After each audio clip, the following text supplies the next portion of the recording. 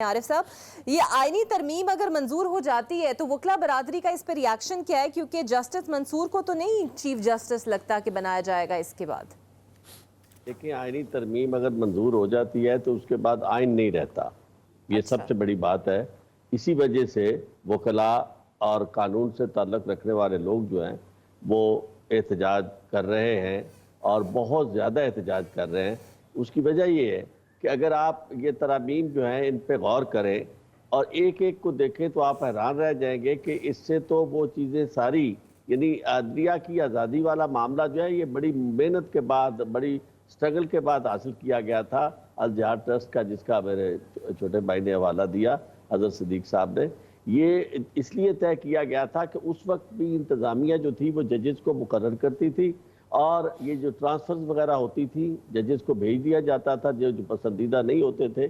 تو اس کا نتیجہ یہ تھا کہ پاکستان میں قانون کی حکمرانی نہیں تھی، پاکستان میں عدل گستری اور عدل و انصاف بالکل نہیں ہو رہا تھا۔ اس وجہ سے یہ سمجھتے ہوئے اس وقت یہ کیا گیا کہ ایگزیکٹو کو علیحدہ کر دیا گیا، جوڈیشری کو انڈیپینڈنٹ کر دیا گیا، اور جوڈیشری کو خود مختار کر دیا گیا اپنے وسائل کے اعتبار سے اور اپنی قیادت کے اعتبار سے، اور پرنسپل یہ رکھ دیا گیا کہ جو سینئر موسٹ ہوگا وہ بلحاظ سینیارٹی چیف جسٹس بن جائے گا، اس میں کسی کی ثوابدید نہیں ہوگی۔ اور یہ فارمولہ جو تھا یہ کئی سال تک اب تک یہ چلتا آ رہا ہے۔ اب ہوا یہ ہے کہ چونکہ موجودہ حکومت جس طرح وجود میں آئی ہے وہ قانون اور آئین کی دھجیاں بکھیر کر آئی ہے، اور وہ کبھی نہیں چاہتے کہ کوئی ایسی عدلیہ ہو جس کے پاس وہ مقدمات جہاں فارم 45 اور 47 کا معاملہ جو ہے وہ کھلے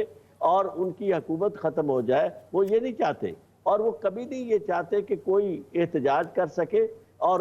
سامنے آ کے کہہ سکے کہ جی یہ پاکستان میں ظلم ہو رہا ہے، چاہے کسی کے ساتھ۔ آپ دیکھیں جتنی درندگی اس زمانے میں ہو رہی ہے، اگر کسی کو نہیں نظر آتی تو اس کو ہم کیا کہہ سکتے ہیں؟ وہ بھی ہمارے بھائی ہیں، ہر ایک کی اپنی معروضی نظر ہو رہی ہے، آبجیکٹو، یعنی اگر آپ اس سے ہٹ کے دیکھیں تو ہر شخص کو نظر آ رہا ہے کہ پاکستان اس وقت برباد ہو رہا ہے، اور ہر جگہ یعنی ایسے مسائل پیدا ہو رہے ہیں جو یعنی جس کو دیکھ کر پاکستان کے اندر کوئی انویسٹ نہیں کرنا چاہتا، کوئی آنا نہیں چاہتا۔ یہ صحیح، لیکن مجھے لگتا ہے کہ وکلا برادری بھی اس پہ خاصی منقسم ان کی رائے ہے۔